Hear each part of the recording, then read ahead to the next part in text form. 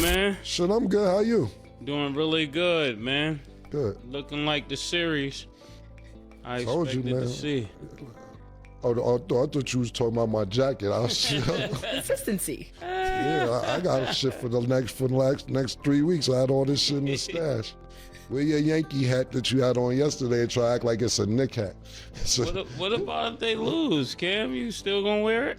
they made it further than they made 25 years. So you going? Cam'ron walked onto the set already in a good mood before the basketball conversation even had a chance to begin.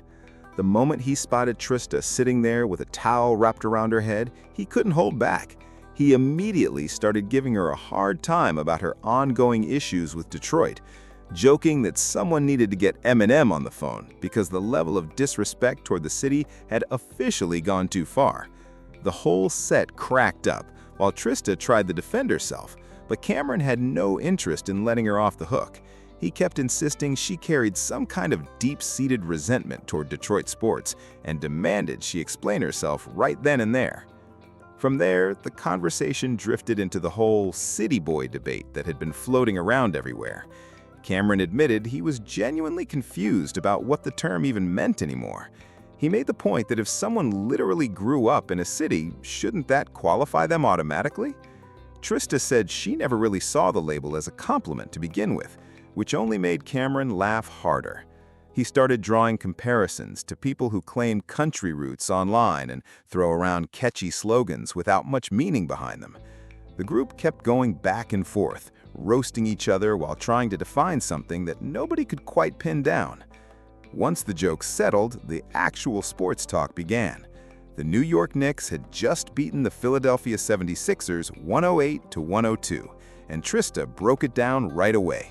She said this was probably Philadelphia's best realistic opportunity to steal a game in the series, especially considering Jaylen Brunson had struggled to find his rhythm early on. Philly actually held the lead for long stretches, but completely unraveled late in the game due to back-to-back turnovers and poor decision-making down the stretch. Once the Knicks seized momentum in the fourth quarter, she said, it was essentially done. She also noted that Embiid managing ongoing injury issues made Philadelphia's situation even more difficult to navigate. Cam'ron agreed that the 76ers handed too many possessions away, but he quickly shifted his focus to just how dangerous the Knicks were starting to look. He admitted something he hadn't felt in years, genuine belief that New York could actually compete for a championship. His reasoning was straightforward. When Brunson and Towns are both clicking at the same time, the Knicks become an entirely different team. The only squad that Cam'ron gave real pause was the Oklahoma City Thunder, who had been dominant from wire to wire all season long.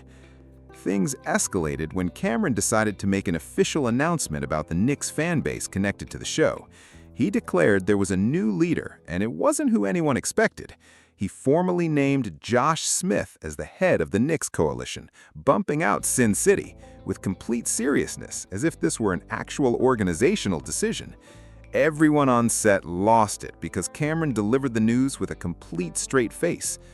Josh Smith then joined the call and wasted no time.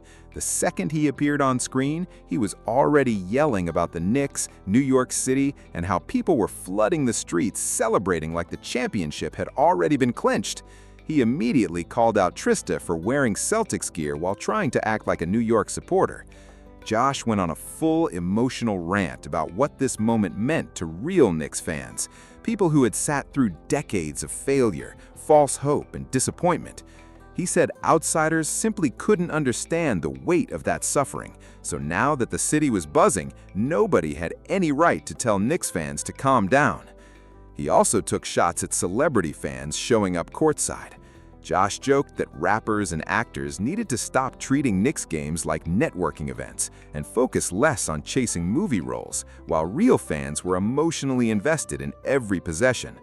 Cam'ron was thoroughly entertained by every second of it. He kept laughing and telling the group that Josh was the exact definition of what a genuine New York fan sounds and acts like. Even when Josh started making outrageous claims about other teams, Cam'ron encouraged him to keep going. The entire segment descended into beautiful chaos, with everyone yelling over each other about basketball loyalty and New York culture. After Josh got off the call, the conversation shifted towards San Antonio's dominant performance against the Minnesota Timberwolves. Trista said Minnesota looked drained and completely overwhelmed from start to finish. The Spurs were simply faster, more aggressive, and came in better prepared. Cam'ron agreed and started complimenting Victor Wembanyama and San Antonio's young core, joking that the Spurs have this uncanny ability to produce generational talent exactly when they need it most. The discussion then turned more serious as they debated the most disappointing players of the playoff run so far. Trista pointed to Donovan Mitchell as her pick. She had expected him to be a force, but instead watched him disappear during critical moments when his team needed him most. Cam'ron went with Devin Booker, saying it was genuinely hard to watch a player who had been compared to all-time greats look completely powerless against Oklahoma City when the pressure was highest. He said the higher the expectations, the louder every failure becomes. One of the more heated conversations of the episode centered on Jaylen Brown going live on Twitch after the Celtics were eliminated from the playoffs. Cam'ron found it troubling that a player at that level would immediately jump online and frame a season that ended in early elimination as some kind of success. Mase backed that take, saying players who genuinely want to win championships don't come across as satisfied after getting bounced. Trista added that the timing and tone of Brown's comments hinted at possible underlying tension inside the Boston organization. She tried offering some context. Brown had been carrying extra responsibility with Jason Tatum dealing with injuries, but Cam'ron wasn't moving off his position. He said when you become a leader of a franchise like the Celtics, people expect accountability, not justifications. The group started comparing how athletes handled adversity in previous eras versus today. Cam'ron noted that older generations of stars would absorb criticism privately, disappear into the gym, and come back the following season with something to prove.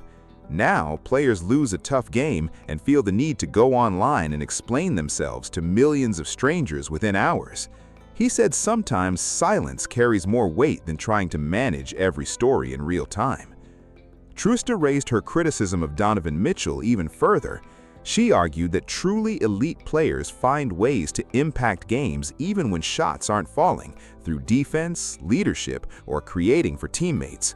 In her view, Mitchell became too consumed with getting to the foul line and lost the aggressive edge that made him dangerous in the first place. Cam'ron agreed that too many modern players look for officiation instead of simply attacking.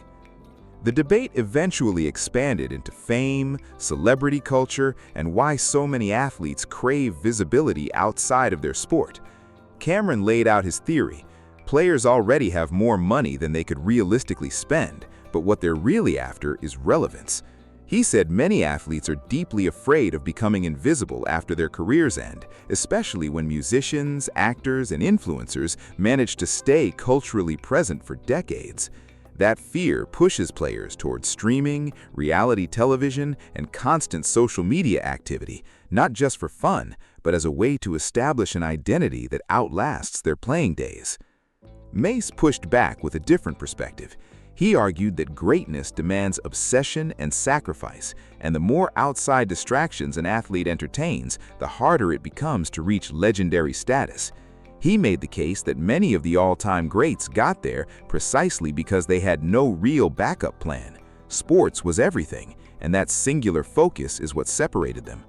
Trista sided with Mase, pointing out that social media has created an environment where athletes can profit heavily from popularity alone, even without championships or deep playoff runs. She said younger players seem more interested in building personal brands than building historical legacies. Cam'ron understood both sides, but kept returning to his core observation. Fame changes people in ways that money alone cannot explain. Even athletes with massive contracts still hunger for validation and recognition, because wealth doesn't automatically make someone feel remembered or important. He joked that some players stream online simply because they want fans to know their personalities before the world inevitably moves on to the next generation of stars. Cam'ron and Mase then got surprisingly candid about what fame actually feels like from the inside. Cam'ron described periods in his life where simply walking through a mall would trigger a scene. Fans rushing over, crowds forming out of nowhere, no way to move normally. Mase shared similar experiences, including moments where security or police had to escort him through public spaces because too many people showed up at once.